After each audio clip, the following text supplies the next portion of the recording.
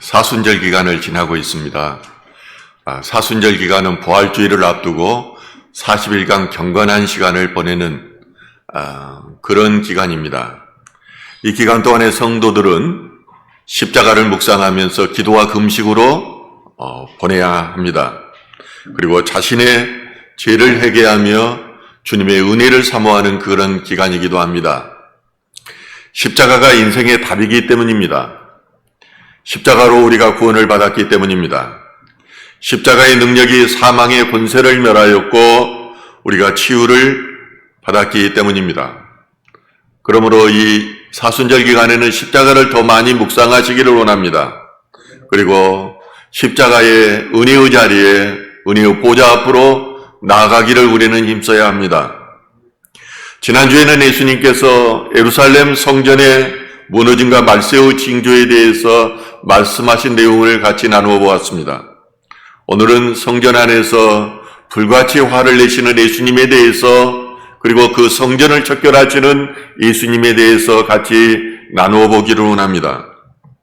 겸손과 온유함으로 그의 공생애를 보냈던 예수님께서 무엇 때문에 이렇게 화를 내셨는가 하는 것입니다. 그것도 십자가를 눈앞에 둔 시점에서 마지막 사역의 순간에 이 예루살렘 성전을 향하여서 분노하셨는가 하는 점입니다.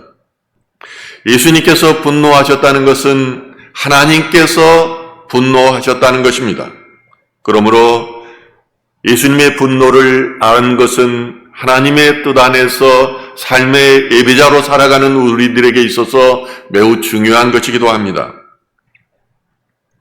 먼저 첫 번째 오늘 본문 말씀을 통한 메시지는 공의와 진리를 잃어버린 교회는 청소되어야 한다는 점입니다. 분노의 감정은 원래 목소리가 커지고 또 감정이 이렇게 흥분됨으로 공격적인 형태로 나타나는 것을 말합니다. 이러한 분노는 보통 죄의 결과로 나타나기도 합니다. 불안과 두려움 그리고 염려 이런 것과 함께 오는 것이 분노의 감정입니다. 죄를 지은 아담은 이제 그 후손으로 가인과 아벨을 낳았습니다. 그런데 이 가인은 하나님께서 자신의 제사를 받지 않는다고 시기하여서 그 동생 아벨을 분노함으로 죽였습니다. 그는 하나님께서 죄가 문지방에 엎드려 있다고 가인에게 경고하였음에도 불구하고 죄를 다스리지 못하고 그는 그 살인죄를 범한 것입니다. 빅토르 유고는 레미제라블에서 이렇게 말합니다. 정의는 그 안에 분노를 지닌다. 그래서 정의에서 나오는 분노는 진보의 한 요소가 된다는 것입니다. 죄의 결과로 나오는 분노가 있지만은 거룩한 분노가 있다는 것입니다. 그것이 바로 주님께서 행하신 분노였던 것입니다. 요한복음 2장 12절과 22절에 보면은 예수님께서 공생애를 시작하실 때에 성전들에서 소와 양과 비둘기를 파는 그 상인들을 보고 분노하셨습니다. 그리고 성전에서 돈 바꾸는 자들을 보고 분노하셨습니다. 밧줄로 채찍을 만들어서 모두 그들을 쫓아보냈습니다. 그럴 뿐만 아니라 돈 바꾸는 자들의 상을 엎어버리셨습니다. 그리고 말씀하시기를 내 아버지의 집을 장사하는 곳으로 만들지 말라고 하셨습니다. 그런데 이제 공생의 마지막 시간이 돌아왔습니다. 이제 예수님께서는 십자가를 눈앞에 두고 있습니다. 그 예수님께서 예루살렘 성전으로 들어가셔서 하신 첫 번째 사건이 바로 성전을 깨끗게 하신 일이었습니다. 오늘 본문 말씀은 이렇게 말합니다. 성전에 들어가사 장사하는 자들을 내쫓으시며 그들에게 이르시되 기록된 바 내 집은 기도하는 집이 되리라 하였거늘 너희는 강도의 소굴을 만들었다 하시니라. 성전은 하나님께 본질적으로 기도하는 집이고 하나님의 임재를 경험하고 하나님의 영광을 경험하는 집인데 너희가 그것을 본질과 관계없는 강도의 집으로 만들었다고 주님께서 개탄하신 것입니다. 예수님께서는 예루살렘 출신이 아닙니다. 또한 기득권 세력도 아닙니다. 이스라엘의 변방지였던 갈릴리 지역 그곳에서도 가난한 목수의 아들로 태어났습니다. 그런데 예수님께서 견고한 예루살렘 성전에서 상들을 엎어버리셨다는 것은 과히 놀라지 않을 사건이 아닐 수 없습니다. 예루살렘의 심장부인 성전을 중심으로 안정적인 삶을 누려왔던 기득권 세력들에게는 그것이 놀라운 일이었던 것입니다.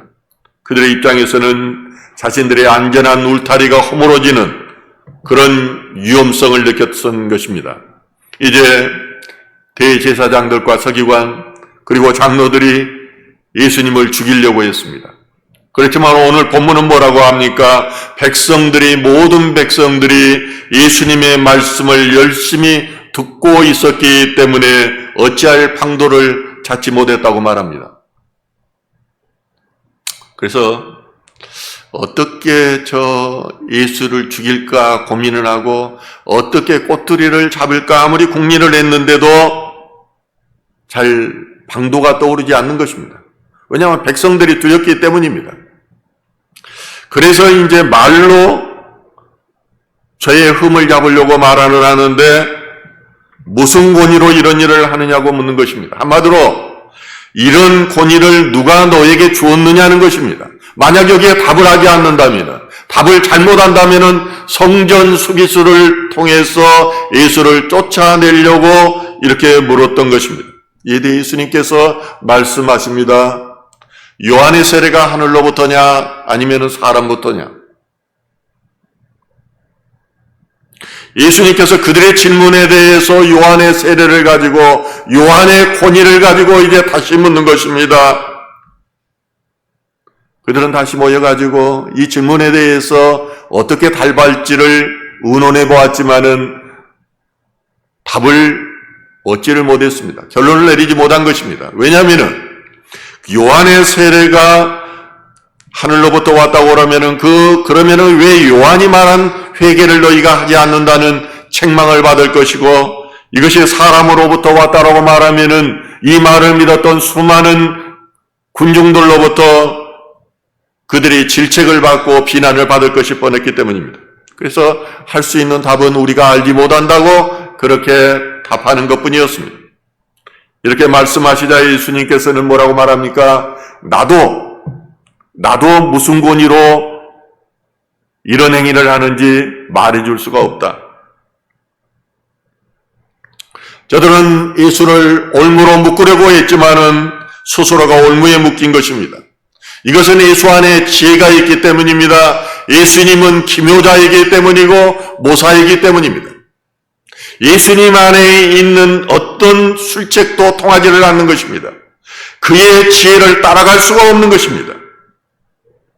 예수님은 온유하고 겸손하셨지만은 인간의 의도를 간파하시고 그의 약점을 가장 잘 알고 있으신 분입니다.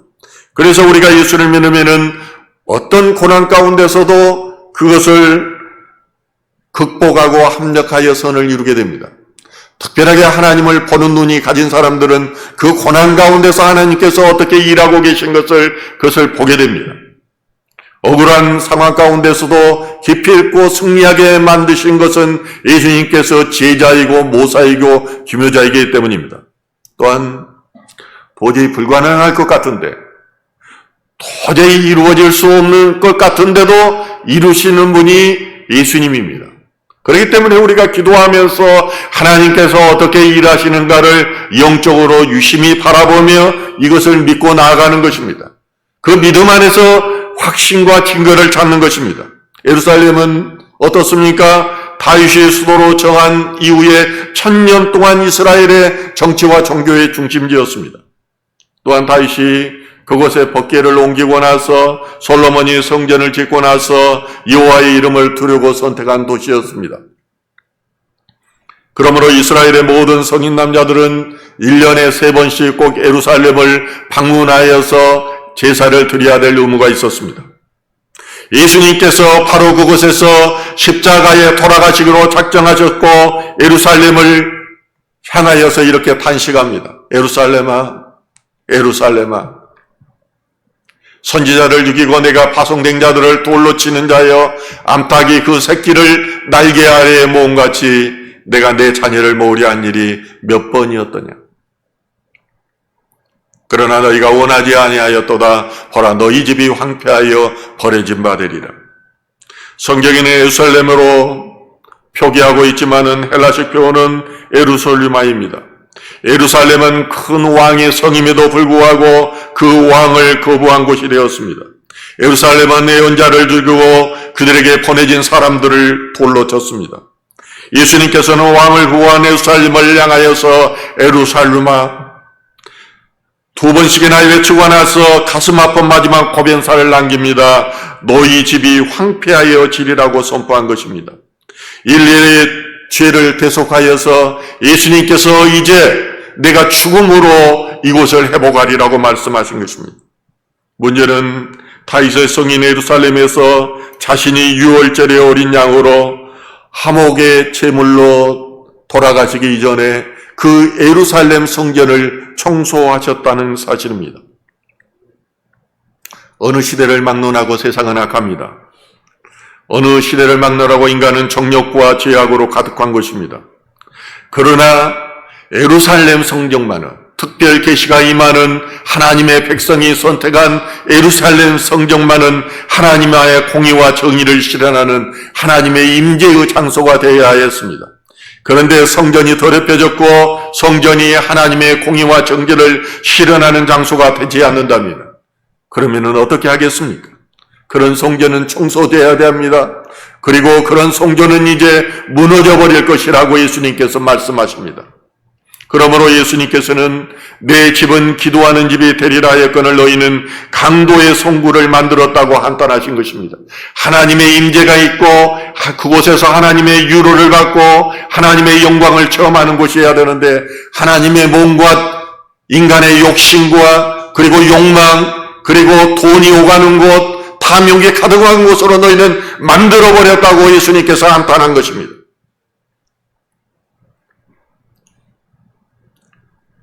천오백 17년에 마틴 루터는 종교개혁을 실시했습니다. 제가 그 마틴 루터의 영성에 대해서 공부해 보니까 우리 이렇게 성경 공부하듯이 큐티 나눔하듯이 형제 공동체라는 그런 모임이 있었어요. 여기에서 하나님의 말씀을 가지고 나누고 또 하나님을 사랑하는 훈련을 하고 하나님의 임재를 경험하는 영성 훈련을 하였던 것입니다. 이것이 종교개혁으로 나타난 거예요. 하루아침에 나타난 것이 아닙니다. 이제 종교개혁을 한 지 500년이 지났습니다. 이것은 단순한 기독교의 역사뿐만이 아닙니다. 이제 세계사에서도 거대한 영향을 끼쳤는데 이게 바로 중세와 근대를 구분하는 기준이 되었습니다. 그러면은 500년이 지난 후에 오늘날 교회는 어떠합니까? 예수님께서 오늘날 교회 가운데 오신다면은 예수님께서 뭐라고 말씀하실 것인가 하는 점입니다. 오늘날도 오직 주님만을 사랑하며 말씀대로 살려고 몸부림치는 목회자들이 많이 있습니다. 저는 그들을 정말로 존중합니다. 그분은 젊은 나이부터 하나님 앞에 자신을 들여서 헌신한 분들입니다. 그렇지만 그렇지 않는 분들도 훨씬 많다는 것입니다. 제 마음속에는 그런 생각이 듭니다. 목사 건달이라는 생각이 자꾸 들어옵니다. 이 표현들이 굉장히 불경건한 말이라면에도 불구하고 왜 저한테 이런 생각이 드느냐는 것입니다. 일부 교회는 세속주의와 만몬신이 들어와서 교회를 지배하고 있습니다. 세상의 원리가 교회의 원리보다도 위에 있습니다. 은혜와 진리보다는 세상 권력이 지배하는 장소가 되어버렸다는 것입니다. 말로는 성교한다고 하면서도 돈놀이하는 것이 참으로 많습니다. 예수님은 인간 안에 있는 뿌리 깊은 죄성 때문에 영이 죽어 육이로 살아가는 인간들을 구원하기 위해서 이 땅에 오셨습니다. 저들에게 육이 죽어 영이 살고 이제 성령을 이 땅 가운데 보내주시고 이것을 위해서 성령을 보내주시기 위해서 본인이 십자가에 달리셔야만 했습니다. 그리고 그 예수님께서 부활하시며 교회의 머릿돌이 되었습니다. 성도들이 한 사람 한 사람이 이제 벽돌이 되어서 교회를 세울 때에 그 머리 위에는 주님이 계시는 것입니다. 예수의 십자가가 그러므로 강단에서 선포되지 않는다면은, 예수의 보혈의 능력이 교회에 나타나지 않는다면은 그 교회는 죽은 교회이며 청소되어야 될 교회입니다. 특별하게 서울정교회는 이 땅에 정의와 공의를 세우는 경찰관들이 근무하는 곳에 세워진 교회입니다. 이곳에서 얼마나 많은 기도와 눈물이 있었는지 모릅니다. 저는 그것이 느껴집니다. 그러므로 특별하게 이 교회에서는 성령의 임재가 나타나고 그 감동을 받는 자리이기도 합니다. 그러므로 우리는 이곳에서 오직 하나님 나라와 그의 뜻이 이루어지도록 매일 기도해야 됩니다. 하나님의 공의와 진리를 소화하는 교회가 되어야 하는 것입니다. 매일 예수 그리스도의 말씀 안에서 변화를 추구하는 교회가 되어야 됩니다. 그렇지 않는다면 주님께서 청소하여 버리기 때문입니다. 그런 교회 되기를 주님의 이름으로 축원드립니다. 두 번째 메시지입니다. 성전인 우리의 몸을 거룩하게 하여야 합니다. 성전을 척결하시고 예루살렘의 폐망을 선포하신 예수님께서는 결국 바리새인과 서기관들과 사두개인 등 종교 기득권 세력에 의해서 죽음을 당하였습니다. 이것은 참으로 아이러니가 아닐 수 없었습니다. 그들은 얼마나 하나님을 사랑한다고 했습니까? 메시아가 오기를 얼마나 고대하였습니까? 그런데 정작 메시아가 왔는데 자신들의 기득권을 침범한다고 그 메시아를 죽여버린 것입니다. 그것도 율법주의적 핵인 율법주의적 기본 질서를 그들이 훼손했다고 죽인 것입니다. 안식일 그리고 정결의식을 훼손했다고 하나님을 아들이라고 말함으로써 신성 모독이라 했다고 그를 죽여버린 것입니다. 기원전 399년에 소크라티스는 70세의 나이에 독배를 마셨습니다. 제명은 신에 대한 불경건죄와 청년 타락죄였습니다. 그러나 소크라테스의 죽음 이면에는 돈을 주고 지식을 파는 소피스트들이 있었습니다. 또한 기득권 세력인 토지 세력들의 시기가 있었습니다. 그들에게는 보편적 진리를 선포하는 소크라테스가 늘 눈에 거슬렸고 눈에 가시로 보였던 것입니다. 이처럼 어둠이 가득한 곳에는 빛에 대한 시기가 있고 모함이 있고 죽음이 있습니다. 그러나 빛의 특성은 죽음을 통하여서 어둠을 이긴다는 것입니다. 이것이 영적인 진리입니다. 빛으로 오신 예수님은 이제 죽음을 통해서 승리하셨습니다. 3일 만에 부활하셨으며 그리고 사단마귀 죽음의 권세를 이기신 것입니다. 또한 죽음을 피할 수 있었음에도 불구하고 소크라테스가 그의 진리를 소화하기 위해서 독배를 마셨는데 그가 어떻습니까? 오늘날에도 우리 가슴 속에 진리의 선생으로 남아있는 것입니다. 그러나 예수를 죽였던 예루살렘 성전은 무너졌습니다. 그것도 예수님의 예언대로 돌 하나의 돈도 남지 않고 철저하게 무너져버린 것입니다. 그리고 이스라엘 백성들은 어떻게 됐습니까? 수십 세기 동안 그들은 또다시 생활을 했습니다. 지금도 여러 나라에 가면은 그 이스라엘 백성들이 대량 학살당했던 흔적들이 곳곳에 있습니다. 이처럼 하나님은 일시적으로 사단에게 패한 것 같지만은 그들을 철저하게 저주하시며 징벌하시는 분입니다. 사울의 죄로 인해서 그의 가문이 어떻게 패망하였습니까? 사울이 죽고 난 후에 그의 첩 리스바에게서 난 자녀들마저도 모두 죽임을 당하였습니다. 다윗이 밧세바 사건의 죄를 지은 사건으로 해서 어떻게 말합니까? 죄로 인해서 낳은 아들이 죽습니다. 그의 아들 압살롬이 반란을 함으로써 이제 그가 쫓김을 당합니다. 또 다른 아들 암놈은 페다른 누이 다말을 사랑하고 그를 강간함으로써 집안에 풍지박산을 냅니다. 다윗은 죄의 대가가 얼마나 비참한 것인가를 눈으로 살아서 똑똑히 보았고 철저하게 회개했습니다. 예수님께서는 12 제자를 택하시고 3년 동안 그들과 함께 하셨습니다. 그리고 먹고 자면서 도제식 훈련을 시켰습니다. 그러나 어떻습니까? 예수님께서 몇 차례에 걸쳐서 십자가에 달려야 된다고, 내가 죽어야 된다고 말하였음에도 불구하고 그 말을 듣는 그 순간에도 도로에서 제자들끼리 싸웠습니다. 무슨 이유로입니까? 누가 크냐는 것입니다. 누가 높아지느냐는 것입니다. 이것이 인간입니다. 예수님께서 십자가에 달리시는 그 순간에도 모두가 도망을 갔습니다. 더욱이 정의와 공의의 중심인 성전이 더 이상 그 기능을 유지할 수 없을 만큼 타락하고 변질되었던 것입니다. 이런 상황 속에서 예수님께서는 46년째 짓고 있던 헤롯 성전을 향해서 허물어질 뿐만 아니라 3일 만에 다시 성전이 세워질 것이라고 말합니다. 성전은 당시에 예수님께서 부활하시기 전까지 이 말이 무슨 말인지 제자들도 어떤 사람들도 그 뜻을 알지 못했다고 말합니다. 그런데 예수 그리스도께서 부활하심으로 자신이 성전이 되시겠다는 말을 이루셨습니다. 유형의 건물이 아닌 예수님 스스로가 성전이라는 것입니다. 부활하고 승천하신 예수님께서는 보혜사 성령님을 이 땅에 보내셨습니다. 그리고 우리가 예수를 구주로 영접하면은 성령이 우리 안에 계시게 됩니다. 우리의 몸이 바로 성령의 전이 되는 것입니다. 참으로 놀라운 신비스러운 현상이 아닐 수 없습니다. 이것을 여러 곳에서 성경은 말하지만 고린도전서 3장 16절은 이렇게 말합니다.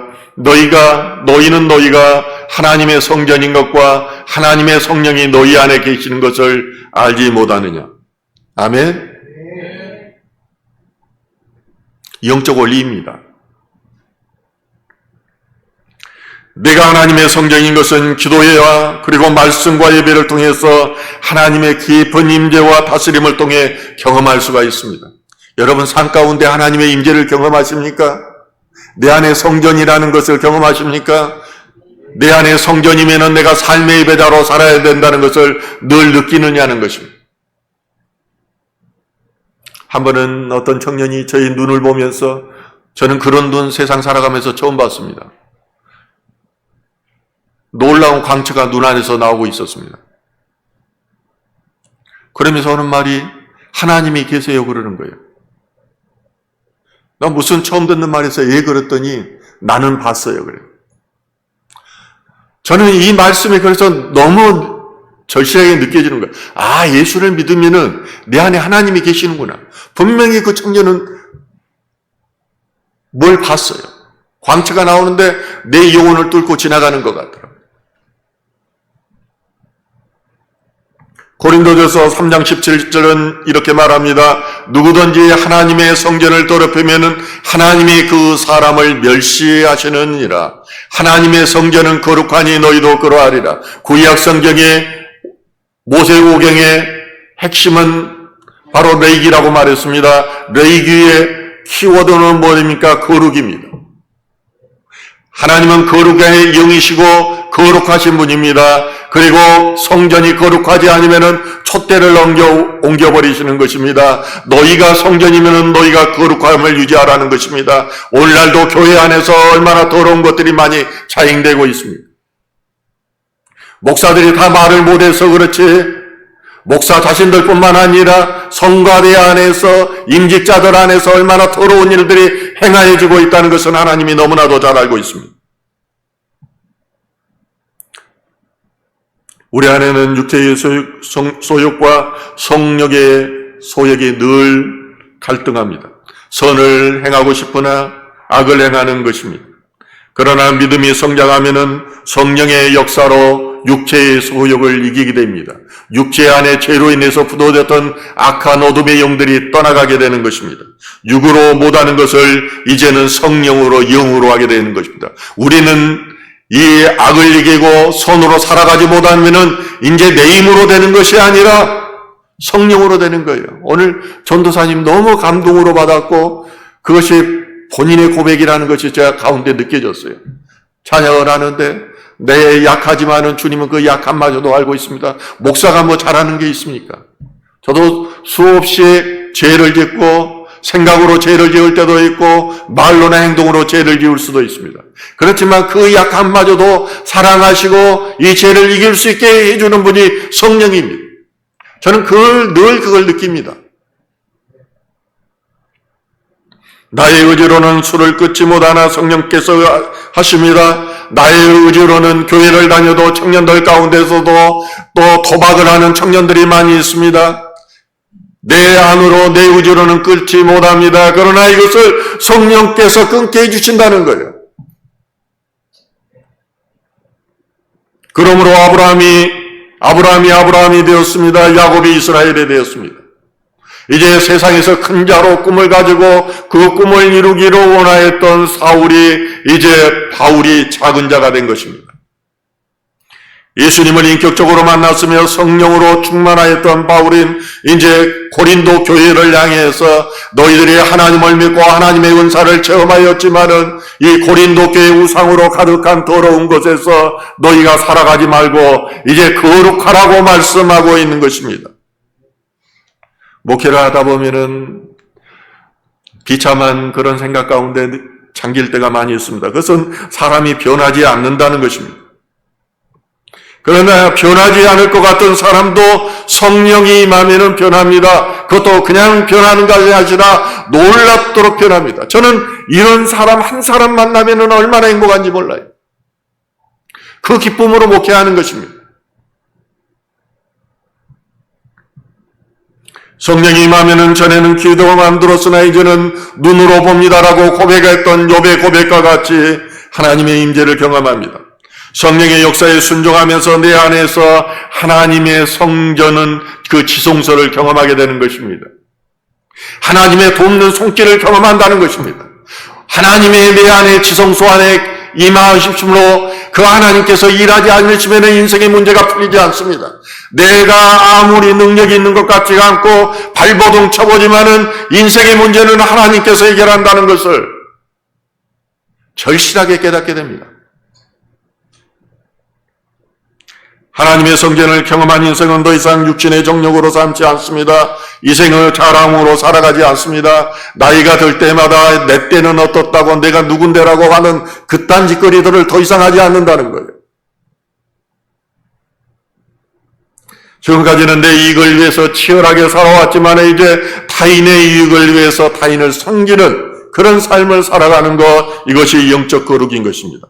고린도후서 5장 1절과 2절은 이렇게 말합니다. 만일 땅에 있는 우리의 장막집이 무너지면 하나님께서 지으신 지 곧 손으로 지은 것이 아니요 하늘에 있는 영원한 집이 우리에게 있는 줄 아느니라. 참으로 우리가 여기 있어 탄식하며 하늘로부터 오는 우리 조소로 덧입기를 간절히 사모하노라.